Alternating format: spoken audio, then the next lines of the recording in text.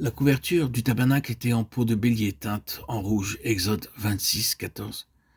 Et la dernière couverture était une couverture de peau de blaireau, de tesson, selon la version Darby. Elle couvrait tout le sanctuaire, le tabernacle dans son entier. Le blaireau est réputé pour être extrêmement vigilant envers ses petits. Il est constamment sur ses gardes et il ne permettra à aucun animal de s'approcher pour les attaquer. Ainsi, par la couverture de peau de blaireau, nous apprenons une leçon supplémentaire, à savoir que notre Seigneur veille sur nous comme l'aigle sur ses petits, Deutéronome 32, 11, 12, ou comme le berger sur ses brebis, Ézéchiel 34, 11. Le Seigneur Jésus-Christ est notre véritable grand berger, Jean 10, 11, 14, Hébreux 13, 20, 1 Pierre 2, 25. Sur terre, il y a beaucoup de soi-disant bergers, mais très peu sont dignes d'être appelés bergers. Ésaïe 55, 56, 10, 12. Seuls les bergers donnés par Dieu ont la capacité, le pouvoir de paître le troupeau de Dieu dans ce monde. Il y a beaucoup de faux prophètes, beaucoup de faux docteurs, de faux prédicateurs, beaucoup d'épreuves pour les enfants de Dieu. Mais à l'image du blaireau qui veille sur ses petits, le véritable berger doit veiller sur le troupeau de Dieu, le protégeant de toutes les bêtes sauvages, des loups ravisseurs qui parfois viennent en vêtements de brebis pour les dépouiller. L'apôtre Paul avertit les bergers que de nombreux loups cruels se lèveront parmi les enfants de Dieu, cherchant à disperser le troupeau de Dieu. Et il leur recommande de surveiller, rappelant comment nuit et jour lui-même les a servis et les a exhortés dans les larmes. Actes 20, 28, 33. Ici, nous devons absolument remarquer trois choses.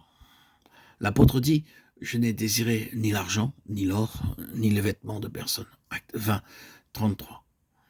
Hélas, combien de prédicateurs disent « Oh, nous n'avons pas de salaire, nous ne demandons pas d'argent, ils ne peuvent pas convoiter l'or ou l'argent ». Mais ils convoitent les beaux habits, la nourriture délicate et tout ce qui, en principe, est agréable. Très habilement, très astucieusement, ils suggèrent en priant « Oh Seigneur, tu sais que je n'ai ni manteau ni chemise, Seigneur, je n'ai pas d'habit. » Et ils prient ainsi bruyamment jusqu'à ce qu'ils puissent être entendus de partout.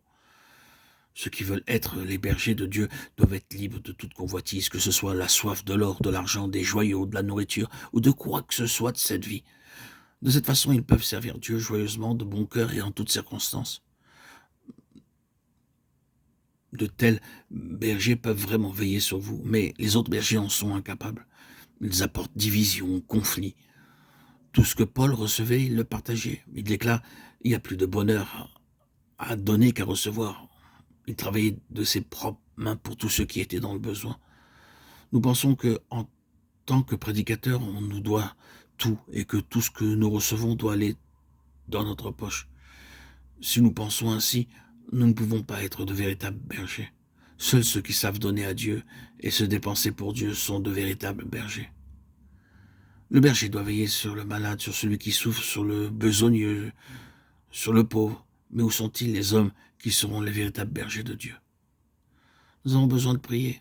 Oh Dieu, donne à ton église de véritables bergers qui, à l'image du blaireau avec ses petits, veilleront sur nous. Alors vous serez protégés et gardés de toute bête sauvage.